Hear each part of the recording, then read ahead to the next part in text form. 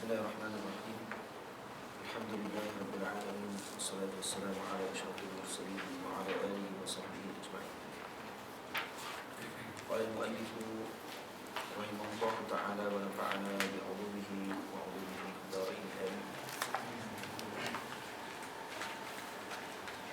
Wa qabla hijratin nabiy al-Isra min Makkah laylan li Quds yudra wa ba'da Isra'il uruj lis-sama' حتى رأى النبي ربا مكلما من غير كيف وانحصار وافترى عليه خمسا بعد 50 فرض.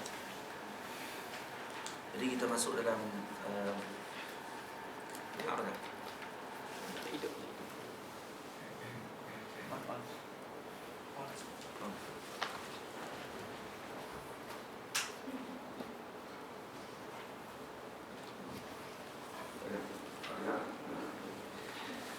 Kita sekarang masuk dalam pembahasan antara pembahasan terakhir dalam kitab Aqidatul Da'wah.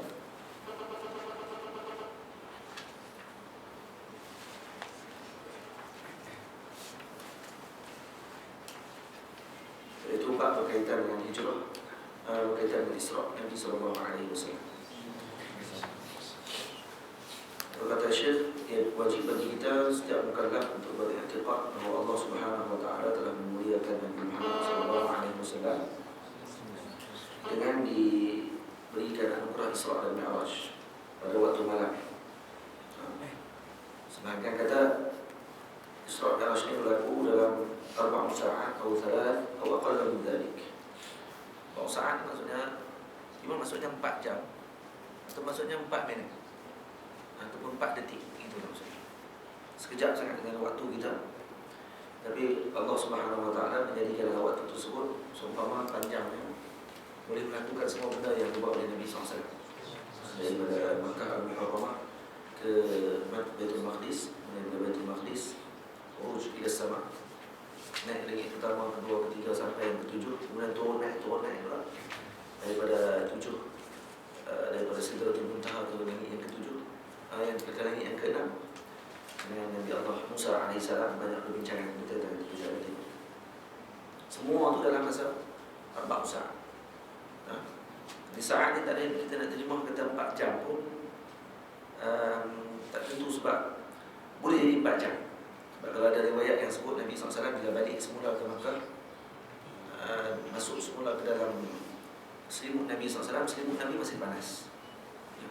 Saya masuk dalam selimut masih panas. Dan kata kajian ulama, kalau kata kita duduk dalam selimut kita, kemudian hawa dalam badan kita tu akan meliputi selimut kita. Jadi kalau kita keluar dari selimut dalam masa 5 minit, 6 minit, panas tu masih lagi ada lagi. Kalau kita masuk masih lagi panas. Jadi maksudnya bila Nabi balik, panas lagi selimut tersebut. Seolah dalam masa beberapa minit tu saja. Kalau kita nak fikir logik waktu ni, tadi fikir logik lah, logik. Tak ni waktu ni amrul khariqul lil 'adah, perkara yang khariq lil 'adah. Saya fikir logik dalam 4 jam tu, tak usah logik. Sebab logik ni benda yang kita kira dengan akal kita. Dan ni perkara Isra Mi'raj ni perkara yang di luar kemampuan akal kita. Khariqul lil 'adah bukan kemampuan akal, di luar kemampuan adat kita yang berlaku selalunya. Kalau perjalanan masa lama macam tu perlukan masa yang panjang. Sebab daripada Makkah nak ke Baitul Maqdis perlu masa selama 40 hari. Tahu tak? Pergi 40 hari, balik 40 hari. Zaman dulu kalau naik unta ataupun naik kuda. Dan dalam riwayat yang lain, Nabi SAW balik dalam keadaan Sayyidina Khadijah lam tatahawwal an jabbiha. Riwayat masih ni, maksudnya masa ni Sayyidina Khadijah masih hidup. Dan riwayat yang kata Sayyidina Khadijah masih hidup. Dan ada riwayat mengatakan Isra dan Mi'raj berlaku selepas Sayyidina Khadijah meninggal. Dia banyak riwayat.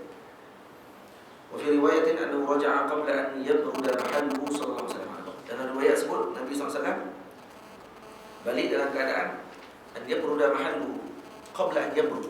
Maksudnya sebelum sejuk tempat Nabi duduk. Masih panas lagi tempat tu. Ini riwayat ni. Bila berlaku ni Isra dan Mi'raj? Isra dan Mi'raj berlaku pada malam Isnin atau Jumaat atau Sabtu, aqwal. Dia bila beza pandangan dalam bab-bab yang mulia ni untuk nak bagi tahu kata apa? Nak bagi tahu kata Kerana terlalu mulia sangat semua pakai nak khilaf bila hari dia. Macam tu juga Nabi SAW. Bila Nabi lahir, khilaf hari Nabi lahir. Bagaimana yang kata 9 Rabiul Awal, ada kata 8 Rabiul Awal, ada kata 10 Rabiul Awal. Pandangan yang pegang oleh kebanyakan ulama 12 Rabiul Awal. 12 Rabiul Awal. Kalau dalam Rahim Maktum 9 Rabiul Awal. Dia kata. Kalau bulan April 20 April. Jadi kata ulama, kenapa yang beza banyak sangat pandangan? Sat 8, sat 9, sat 12, 10.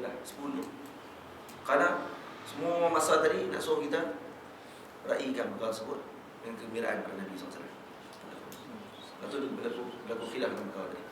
Tidak diletakkan waktu yang khas. Wakana fi Ramadan, berlaku pada bulan Ramadan sebahagian pandangan. Sebahagian kata bulan Syawal, sebahagian kata bulan Rajab, sebahagian kata pada bulan Zulhijjah, sebahagian pada kata Rabiul Awal ataupun Rabiul Tsani. Akhwal, banyak juga pandangan. Dia kata setiap bulan ada pandangan masing-masing. Dan bila akan berlaku ni? Ini berlaku selepas Nabi SAW diutus oleh Allah Ta'ala. Selepas 5 tahun Nabi diutus. Sebagian kata selepas 10 tahun Nabi diutus. Sebagian kata selepas 11 tahun Nabi diutus. Sebahagian kata Nabi waktu 12 tahun Nabi diutus. Kalau kata sebelum yang kita pegang, selalu kita dengar berlaku setahun sebelum hijrah, maksudnya selepas 12 tahun Nabi diutus. Kalau berlaku Isra dan Mi'raj.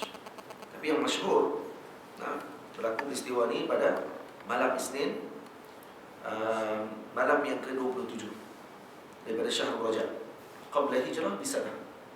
Ini yang masyhur. Yang masyhur berlaku pada malam Isnin dan malam 27 Rajab, setahun sebelum Nabi berhijrah ke Madinah Al-Munawwarah.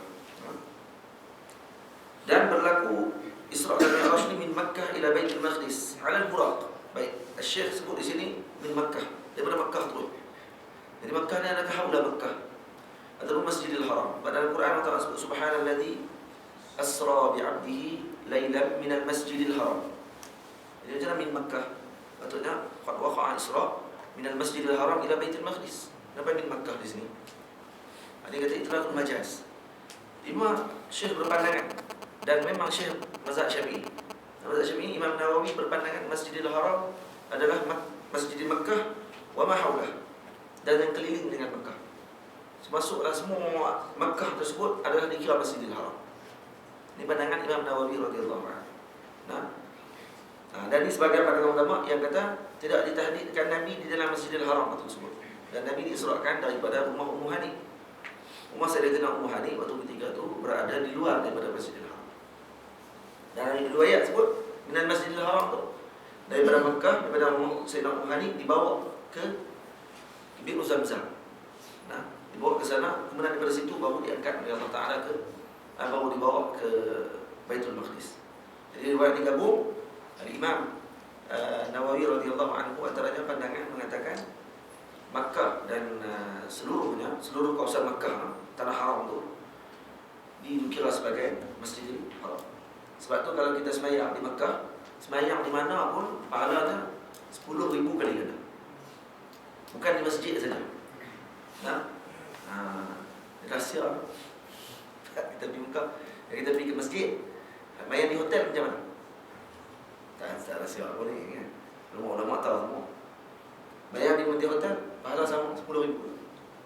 10,000. Cuma apa lebih sembahyang di Masjidil Haram?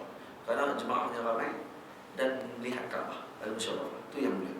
Itu yang melebihkan daripada tempat-tempat yang lain. Kalau sembahyang di rumah dapat pahala yang sama 10,000. 10,000 pahala. Ini disebut oleh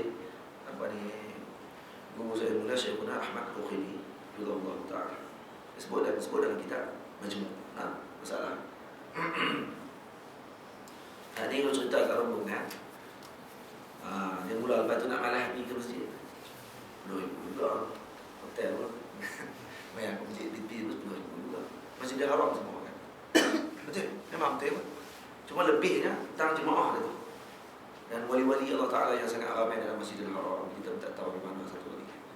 Sekarang kita sembahyang sebelah wali paling besar sekali. Baik.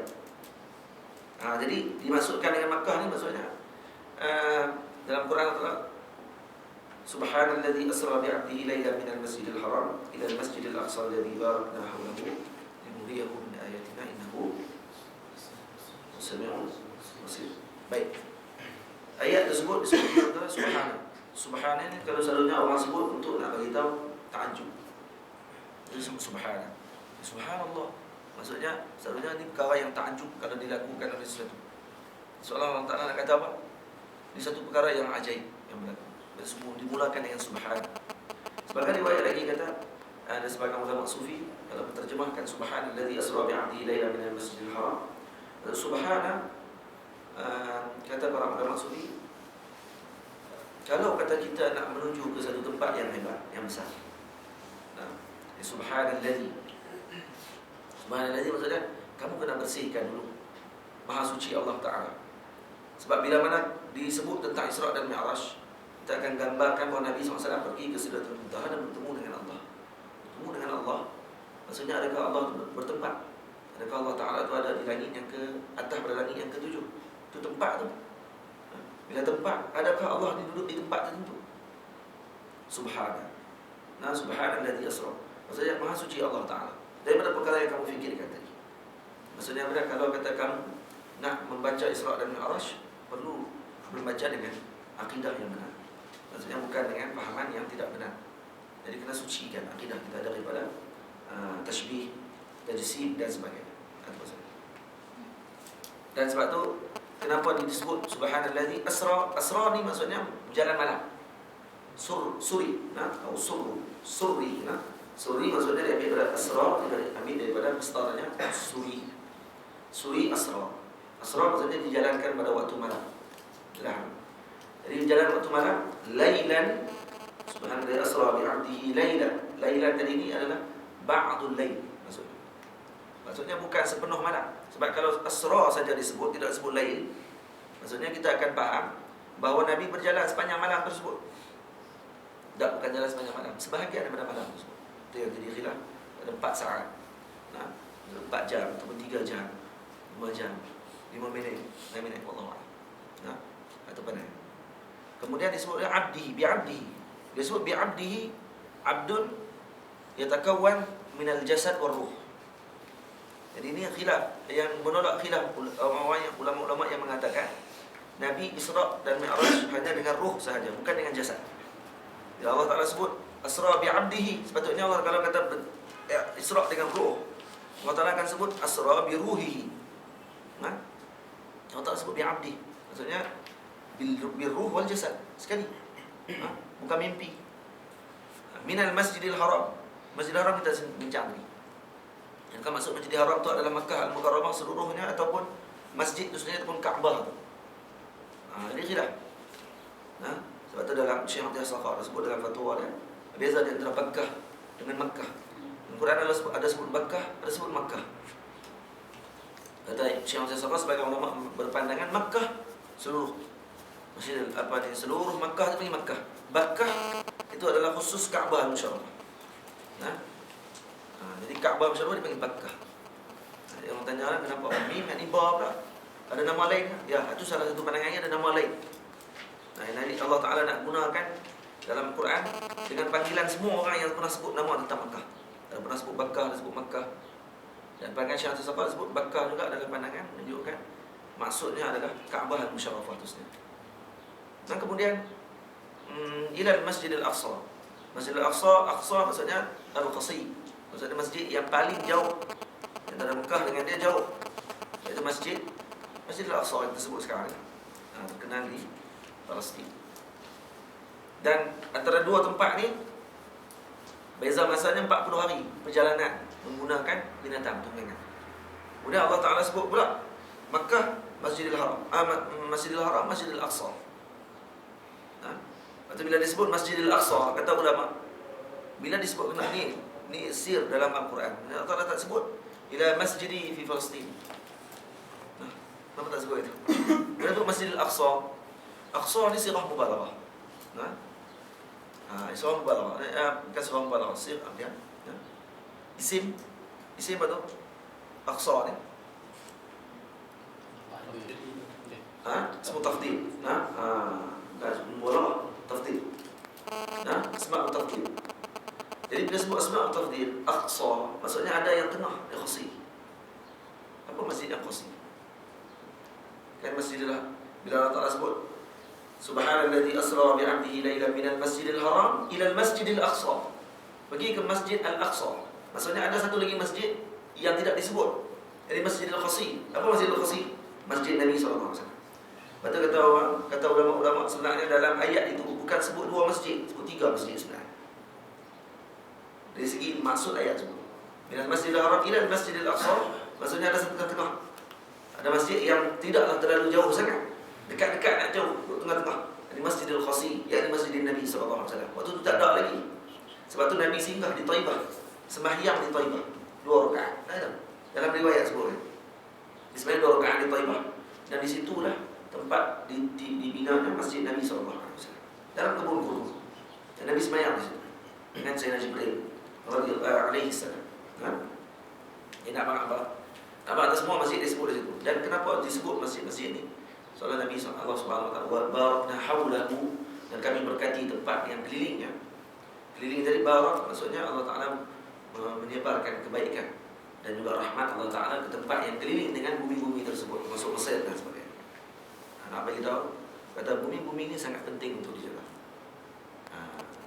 Untuk orang Yahudi dia sangat nak bumi-bumi yang mana disebut dalam Quran.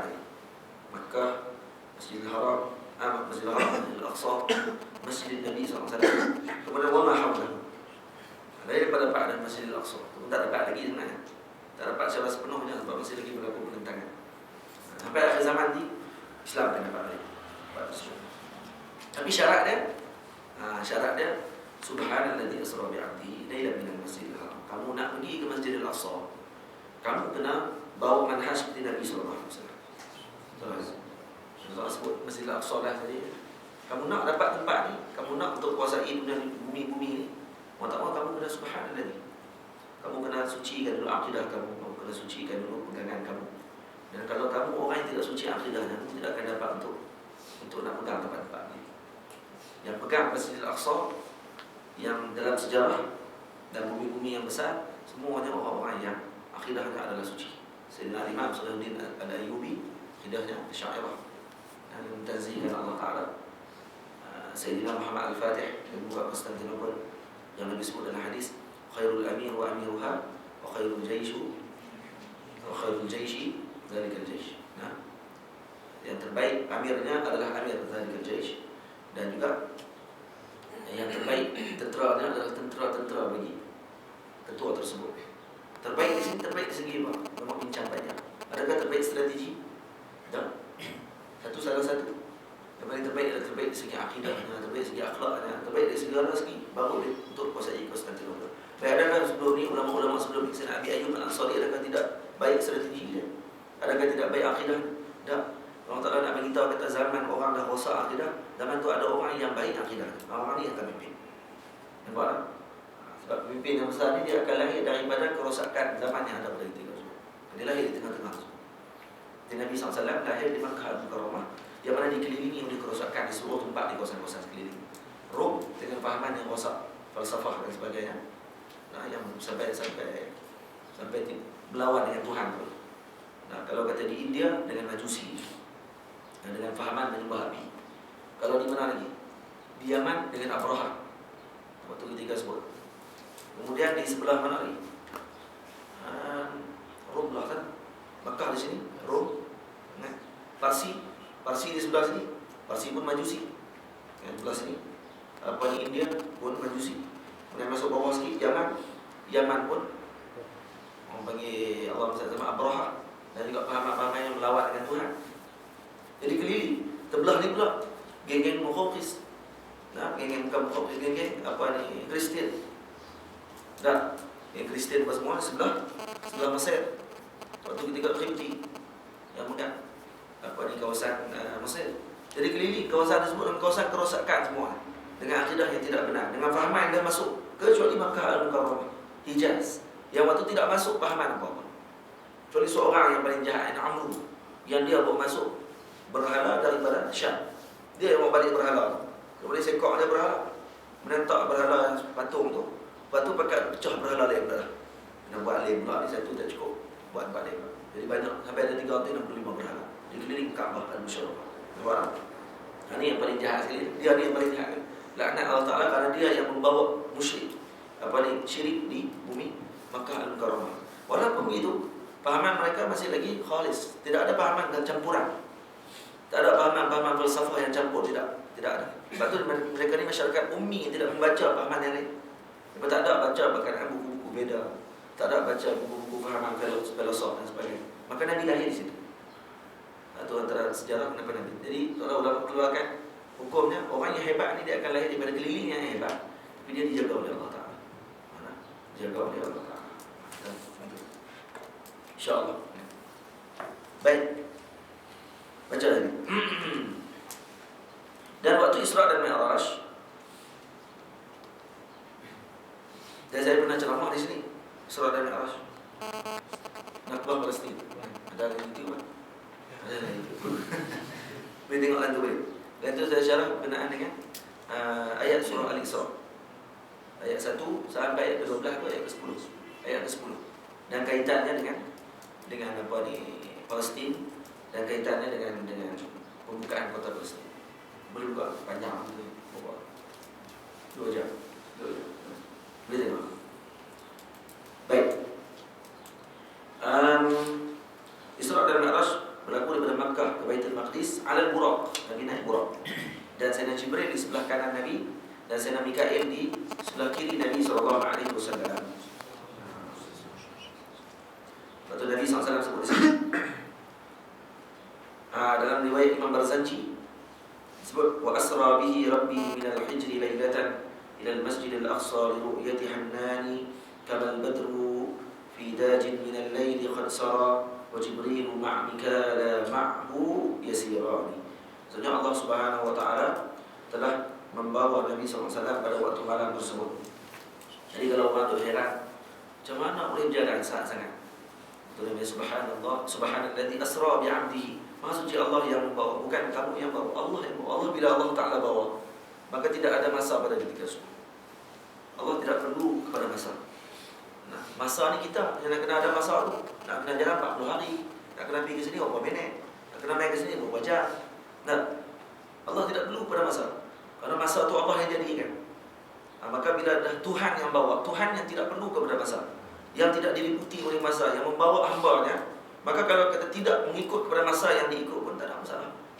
Tak ada heran. Yang heran ni sebab dia tak percaya dengan kuasa tersebut. Jadi Allah Ta'ala telah membawa Nabi pada waktu malam daripada Hijr, dari Hijr Ismail, atau min indal Hatim, ataupun daripada Hatim. Hatim di antara Maqam Ibrahim dengan Bi'ru Zamzam. Jadi dua riwayat, ada dua pandangan. Jadi antara dekat dengan Bi'ru Zamzam dan dengan Maqam Ibrahim bagi Hatim, ataupun daripada Hijri Ismail sendiri, bawa pada situ. Liru'yati, kepada mana? Ke Masjidil Aqsa, untuk melihat Allah Subhanahu wa ta'ala. Baik, kasayyidil badri fi laili mudlim, seperti mana bulan purnama yang mana berjalan pada waktu malam yang gelap. Baik. Kemudian ketahuilah bahawa buraq ini adalah binatang yang mana zawatil arba', yang memiliki 4 kaki. Dia tidak ada jantan dan betina. La zakar wala unsa. Dan dia dunal bagli wa fawqa al-himar. Atas sikit, kecil sikit pada bagal, besar sikit pada himar. Macam mana? Wallahu a'lam. Idza sara, kalau dia berjalan, dia akan letakkan kaki dia. Kalau kata dia jalan tu laju, muntaha basarihi fil ard. Maksudnya kalau kita tengok sekelip mata. Dan kata ulama, yang berlaku macam ni hanya kepada Nabi Allah Muhammad SAW. Buraq yang laju ni hanya pada Nabi SAW. Walaupun buraq ini adalah tunggangan bagi Nabi-Nabi yang terdahulu. Nabi-Nabi dulu semua tunggang buraq.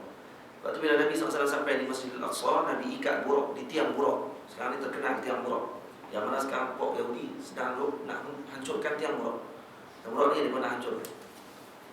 Dan tempat suci dia buat. Kita bawah tu Haikal Sulaiman bawah. Jadi tiang buraq ni diikat oleh para Nabi. Kalau ada Nabi-Nabi mai ke Masjidil Aqsa, Nabi-Nabi akan ikat buraq di tiang tersebut. Bagi tiang buraq. Misalnya kalau kita tengok puak Yahudi kalau dalam TV, hak yang duk angguk kepala kat tiang, angguk kepala kat dinding, itu dah kawasan tiang buruk. Kawasan tiang buruk. Baik.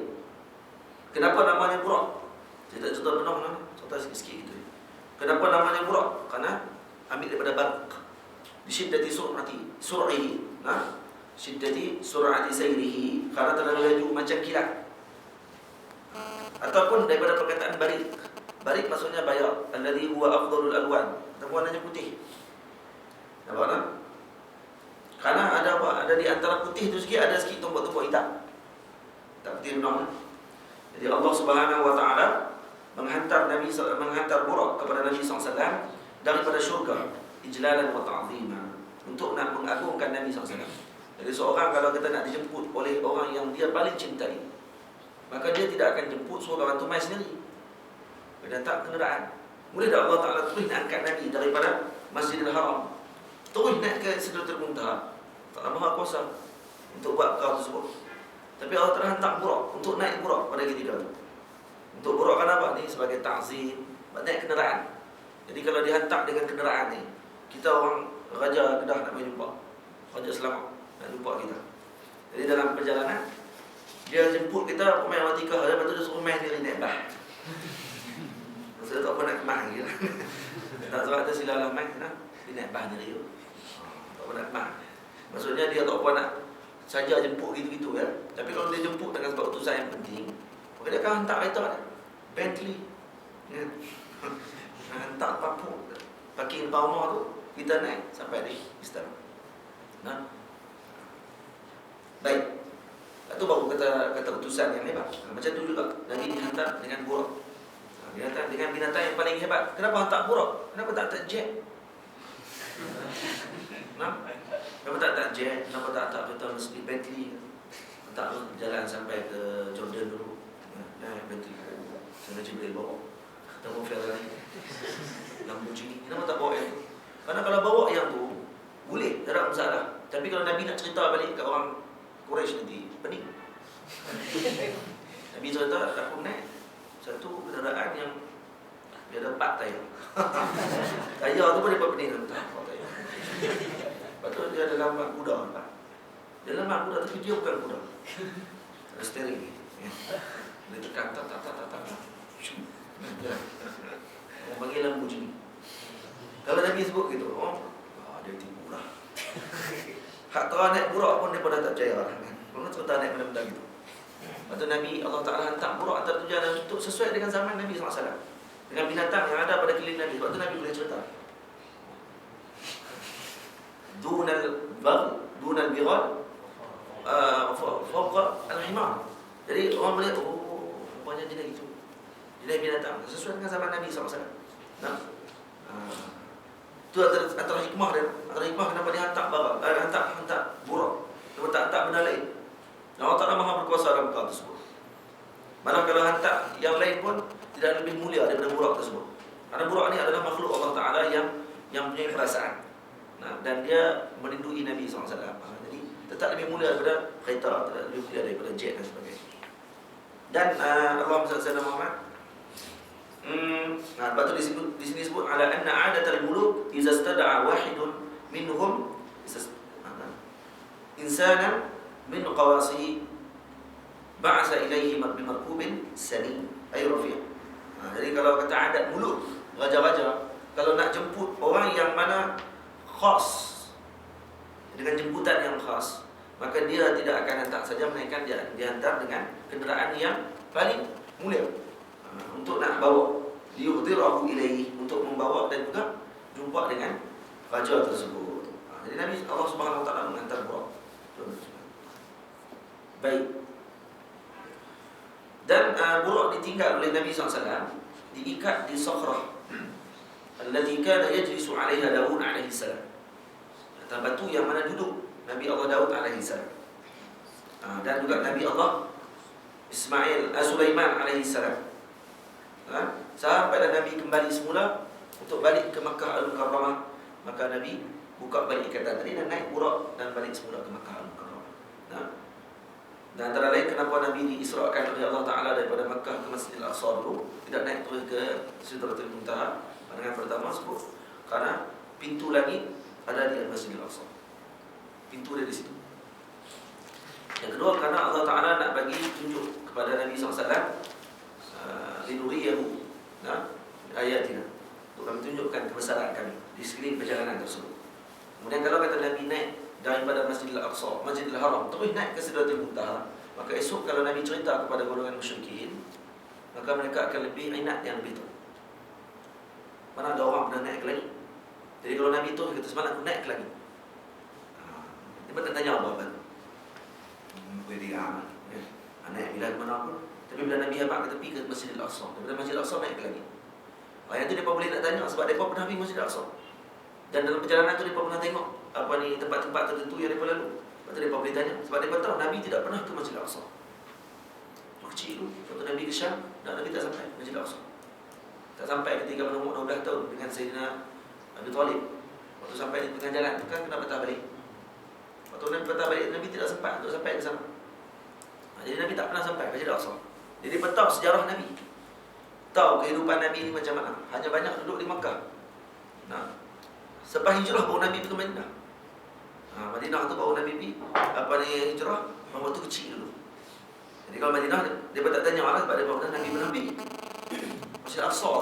Kalau dia bertanya, akhirnya Nabi SAW boleh cerita satu-satu seperti mana yang dia lihat, diperlihatkan oleh Jibril AS dalam surah di antara Safa dan Marwah.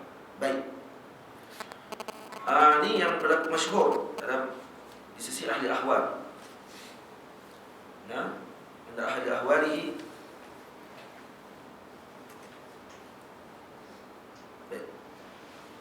المعارج والمعارج.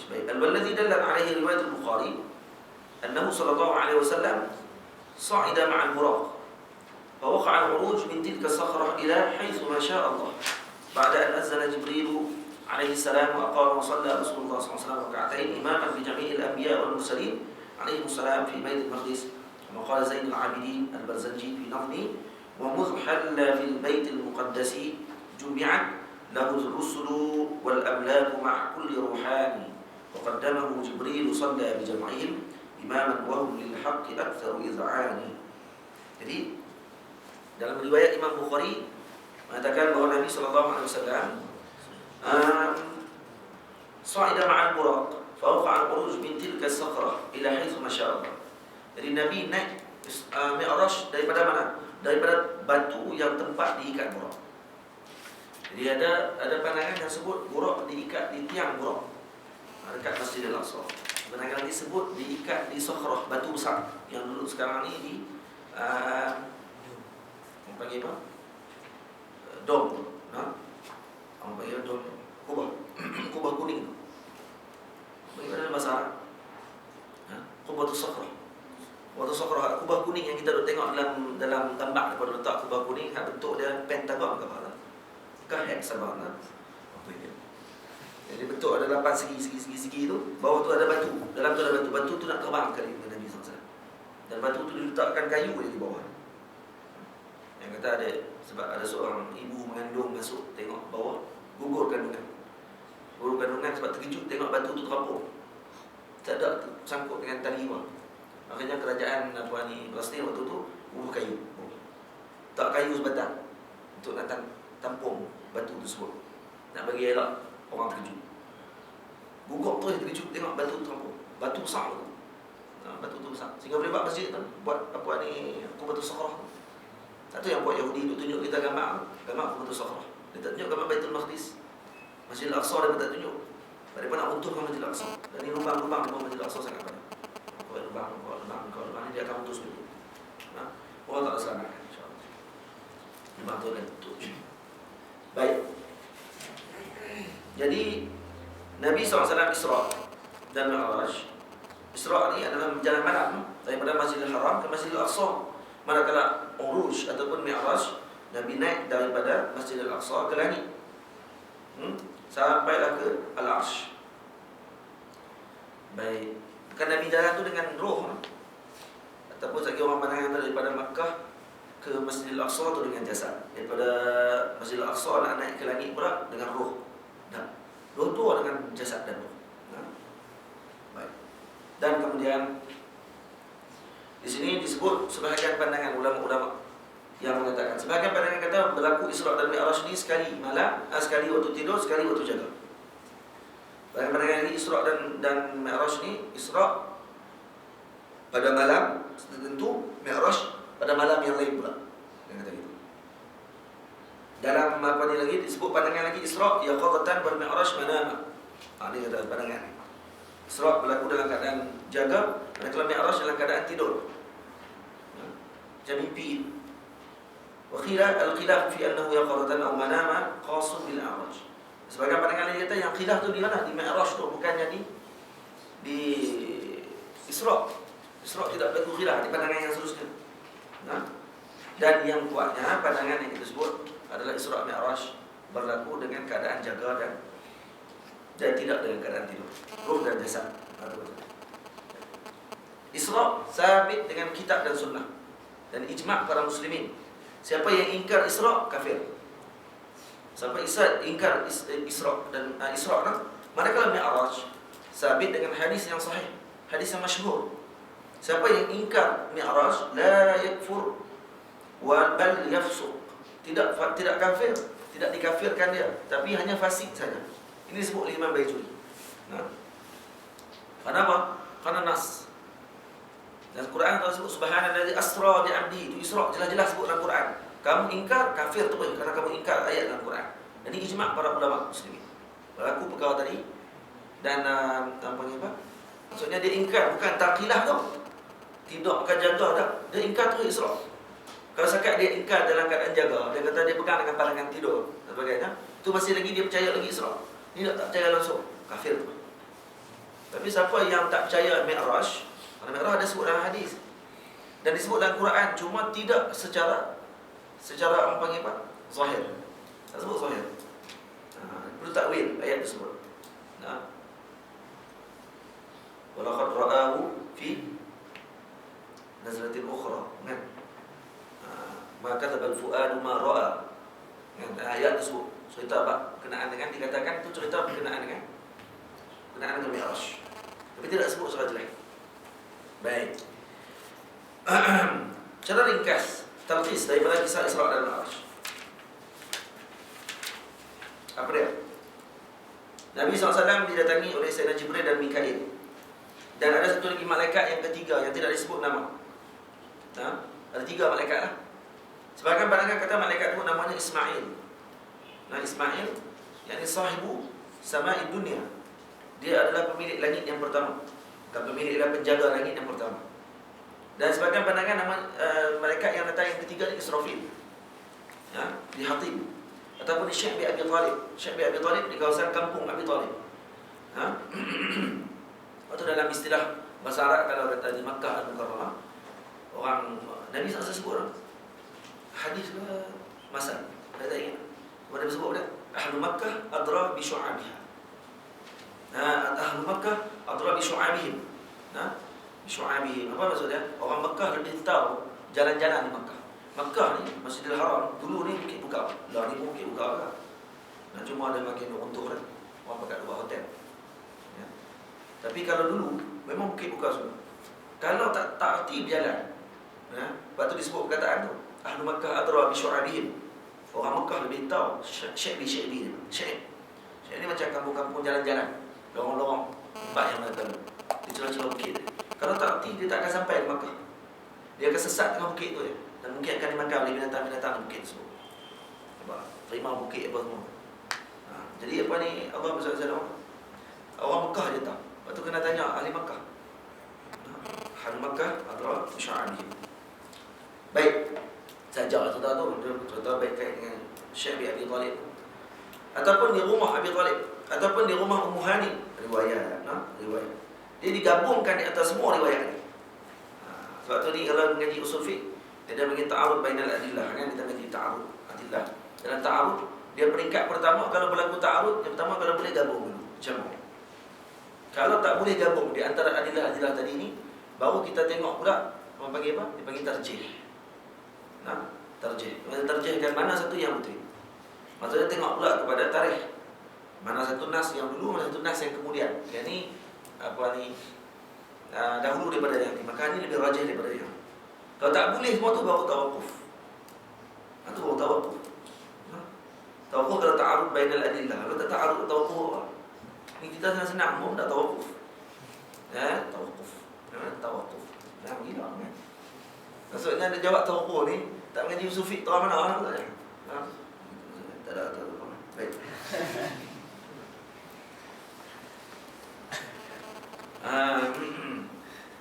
Jadi digabung di antara semua riwayat ni pada bi'annahum, ini para malaikat tadi mendatangi Nabi SAW, ini bawa Nabi SAW fi baitil Ummi Hani. Maksudnya mereka datang ke rumah Sayyidina Ummu Hani. Dan rumah Sayyidina Ummu Hani di Syekh bin Abi Talib. Jadi kalau kata riwayat kata Nabi diangkat di Syekh bin Abi Talib, macam mana nak gabung dengan Ummu Hani? Dah rumah Ummu Hani di Syekh bin Abi Talib. Di dalam tempat sama. Dan kemudian Nabi SAW udifa ilahi sallallahu alaihi wasallam li'annahu kana yaskunuhu fa akhrajahu al-malak minhu ila al-masjid. Itu yang kata di Masjidil Haram pula, dia angkat daripada Masjidil Haram pula macam mana? Daripada rumah tersebut, rumah Ummu Hani, Sayyidatina Ummu Hani duduk di Syekh bin Abi Talib, daripada situ dibawa ke Masjidil Haram. Bawa ke Masjidil Haram. Dan kemudian didudukkan Nabi SAW di Al-Hatib. Itu riwayat yang kata Nabi diangkat di Hatib pula. Waktu itu kan apa? Karena Nabi masih mengantuk waktu ketika sebut. Di baqa'i athari nu'asin bihi. Nabi waktu duduk jadi macam mamai-mamai lagi. Jadi duduk angkat main duduk di Hatib. Ma'akhadahu wa akhrajahu ila al-masjid ba'da tamami tayaqudhihi. Selepas Nabi dah bangun sungguh, baru Nabi diangkat oleh Allah. Para malaikat ini bertemu dengan Allah Ta'ala. Dan kemudian sebelum tu Nabi dibelah dada dan kemudian dicuci hati Nabi SAW. Jadi ada beberapa kali Nabi dibelah dada. Riwayat 4 kali, 3 kali. Ketika mana Isra dan Mi'raj berlaku sekali, ketika kecil sekali Isra dan Mi'raj. Kali yang kedua sebelum tu ketika mana di Gua Hira. Dengan pandangan di Hira pun Nabi dibelah dada kali sebelum tu Iqra. Itu riwayat sebut itu. Bahkan pandangan lagi yang keempat ketika Nabi nak naik ke Mi'raj. Sebelum naik Mi'raj belah dada sekali lagi. Cuci lagi dada. Faham? Cuci yang kedua, ketiga ni bukan cuci kerana Nabi ada dosa, tidak. Cuci untuk takrim dan juga israf. Nabi dah dibuang dah harfun minasyayatin, dah tak ada dah. Cuma dicuci untuk mendapat perkara yang hebat. Jadi kalau ahlul isyarah, ahlul ahwal, wali-wali Allah Ta'ala bahagian ni yang kita sebut. Maksudnya kalau nak pergi ke hadratillah, nak naik ke peringkat yang tertinggi ni, maka perlu dicuci dalam banyak peringkat. Jadi naik peringkat ni kena cuci, naik peringkat ni sampai peringkat ni kena cuci. Ada peringkat yang dia tidak cuci, yang tidak, maka dia tidak akan sampai tempat tersebut. Dalam bahasa ilmu tasawuf ya. Jadi peristiwa Isra Mi'raj penuh dengan ibrah dan juga penuh dengan maqamat. Kalau kita mengaji maqam-maqam, naik orang ni dan sebagainya, kedudukan orang di sisi Allah Ta'ala berdasarkan kepada iman dan juga yakin kepada Allah Ta'ala. Nabi SAW, maksudnya di sini ayat ni, Nabi adalah makhluk Allah Ta'ala yang paling tinggi di sisi Allah Ta'ala. Kerana tidak ada orang yang lebih ilmu daripada Nabi SAW. Sebab Nabi naik ke Sidratul Muntaha dalam keadaan Sayyidina Jibril tidak boleh masuk kawasan tersebut. Dan kawasan tersebut yantahi ilmu al-makhluqin. Ilmu makhluk waktu itu tamat di tempat yang Jibril berhenti. Nabi langkah tempat tersebut, maka ilmu Nabi lebih daripada semua makhluk Allah Ta'ala yang lain. Ini kedudukan Nabi yang sangat tinggi. Dalam riwayat disebut Sayyidina Jibril alaihissalam menaiki burak dengan Nabi SAW. Naik terus sekali satu. Dan Nabi melalui Madinah Al-Munawwarah. Ini dalam riwayat Imam Bazzar dan Imam Tabrani dalam Musnadus Syamiyyin. Maka Sayyidina Jibril naik dengan Nabi SAW sampai di Madinah. Nabi SAW diarahkan oleh Sayyidina Jibril untuk turun dan bersolat di sana. Solat di Madinah Al-Munawwarah. Di situlah dijadikan masjid Nabi SAW. Hadhi Taibah kata Sayyidina Jibril. Kemudian di Madian, Nabi diarahkan untuk turun di situ. Madian di mana? Nabi apa Madian? Nabi Syuaib kan? Madian Syuaib kan? Nabi Syuaib. Nabi Syuaib Madian di mana? Di Saudi lah. Madian di Saudi juga. Tapi jauh lah, kawasan jalan sikit. Kampung Madian masih ada sampai lah. Satu dia pakai kekal, sebab kampung buat musyrik dia pakai kekal. Kampung kalau orang Islam memang betul-betul nak kekal mana buang ni. Tu kampung sana apa ni Halimah Sa'diyah dia buang. Tapi Madian dia tak buang.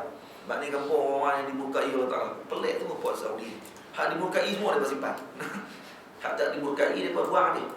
Sebab apa? Sebab tak dimurkai ni orang tak pergi ambil berkat. Tu dia tak tindak buang. Orang hak tempat dimurkai. Puak-puak ahli kubur ni dia bukan tepi sapu tempat tu nak ambil berkat lain. Sebab tempat ni dimurkai Allah Taala. Tapi kalau kata rumah Halimah Sa'diyah ni rumah Nabi pernah duduk pada bawah ni, oh ni tempat ni bahaya sebab takut dia pergi sapu. Sapu-sapu ambil berkat apa semua sebab Nabi pernah duduk situ, Halimah Sa'diyah pernah duduk situ. Nampak Allah Taala. Jadi kita nampak kata betul dah kita. Sebab kita pergi tu kita ambil berkat tempat yang baik-baik, bukan tempat yang tak baik.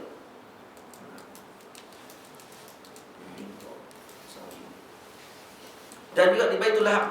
Nah, Baitul Laham di mana? Di Palestin. Yang mana di situ dilahirkan Nabi Allah Isa AS. Di situ tempat Nabi Allah Isa dilahirkan tu masih ada sampai sekarang. Dan dijadikan kanisah. Jadikan apa ni gereja. Dan gereja sebut dalam gereja tu ada tempat dia buat macam dengan pancur air. Di pancur air itulah dilahirkan Nabi Allah Isa AS. Ada. Kalau boleh masuk ke sana, boleh lawat ke sana. Karena para ulama disebut dalam kitab sirah perjalanan mereka. Ulama-ulama dulu suka tulis rehlah ni banyak tulis rehlah kan. Jadi ada ulama-ulama yang sampai di Masjidil Aqsa, sampai di Masjidil Aqsa, mereka akan masuk dalam kanisah tersebut. Dan mereka akan pergi ke makam Sayyidatina Maryam di di situ juga. Dan kubur Sayyidatina Maryam dalam kanisah, dalam gereja. Makam Sayyidatina Maryam. Mereka akan masuk dan akan baca doa. Yang disebut dalam sebuah kisah, saya tak ingat nama syekh mana yang cerita. Bila masuk dalam makam Sayyidatina Maryam, maka mereka angkat tangan baca doa. Al-Fatihah baca semua pakai angkat tangan ambil kelingan badri pun angkat tangan ambil semua. Dia cerita dalam kisah tersebut. Moga Allah Ta'ala bagi kita sempat sampai ke makam Sayyidatina Maryam insya-Allah. Banyak di Baitul Maqdis sangat banyak makam para awliya dan para anbiya ilah alaihi wassalatu. Dan Nabi SAW sampai bila mana masuk ke di sini bila mana Nabi semayang di Baitul Laham. Bila Nabi tanya kepada Sayyidina Jibril, "Ma hadzal makan?" Sayyidina Jibril kata, "Hadzal makan wulida fihi Isa alaihi salam." Nabi suruh semayang di tempat dilahirkan Nabi Allah Isa alaihi salam. Baik tempat Nabi Allah Isa dilahirkan boleh semayang 2 rakaat. Tempat Nabi dilahirkan takkan tak boleh semayang, takkan tak boleh barakah di situ. Ni kita boleh baca hadis tu. Tapi sebab depa ni orang panggil literalis, hanya memahami nas tu dari segi zahir ayat, tidak memahami sebalik perkataan tersebut. Dia tidak faham qiyas, aulawi dan sebagainya. Kalau yang ni pun boleh, takkan yang lebih besar pada itu tak boleh. Tak ada pahaman tu. Dia faham apa nas buk itu. Nabi Isa yang Nabi semayang. Tapi tempat Nabi Muhammad tak sebut dalam nas. Dia kata orang tak nak cerdik. Otak dia depan tu. Tak boleh pergi ke belakang. Tak boleh pergi ke depan sikit. Tak boleh tengok benda yang lebih besar. Lepas tu dengan hujah kami mengikut kepada nas. Ayat nampak comel kan, tapi bodoh. Ayat comel tapi bodoh. Gitu. Baik. Dakhala al-masjid min babil syarqi. Jadi masuk daripada bab syarq. Syarq ini belah mana? Timur. Syarq. Semua solat dia dalam bahasa Arab ni dia tanya sikit. Utara bagi bahasa Arab. Syarq.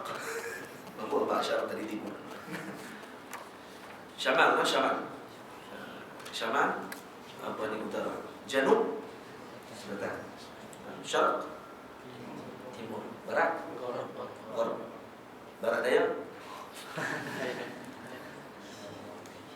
Allah, aku tak tahu. Jangan tanya. Sebab apa ni Ibnu Malik. Ibnu Murad kata silap Ibnu Malik. Dia adalah orang yang buat mata angin.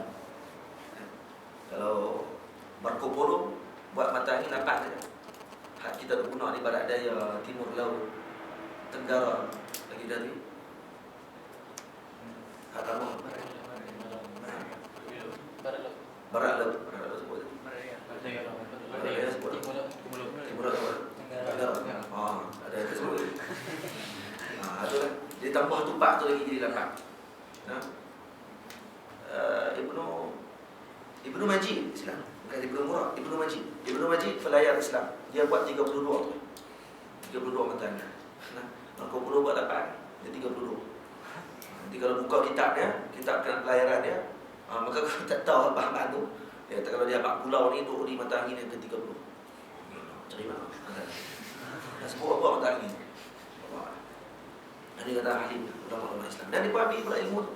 Sebab tu kalau kita buka dalam peta-peta lama, tengok dia punya ni ada Syamal, Janub, Syarq, Gharb, kan? Lepas tu tepi-tepi ni banyak. Kita ambil pada siapa tu? Ambil pada Ibnu Majid. Ambil pada baik. Summa shalla huwa wa Jibril. Nabi SAW sembahyang dengan Jibril 2 rakaat tahiyatul masjid dalam Masjidil Aqsa. Selepas selesai menunaikan solat, tak lama kemudian Nabi SAW melihat pada ketika tersebut penuh masjid dengan orang ramai. Yang dalam tu ada anbiya, ada mursalin, ada malaikat, ada manusia, ada jin, bi abdanihim wa arwahihim. Sampai dia para manusia tersebut. Subhanallah. Nampak? Jadi ini manusia-manusia yang pernah berada bersama dengan Nabi SAW solat sekali dalam masjid pada ketika. Nah, disebut dalam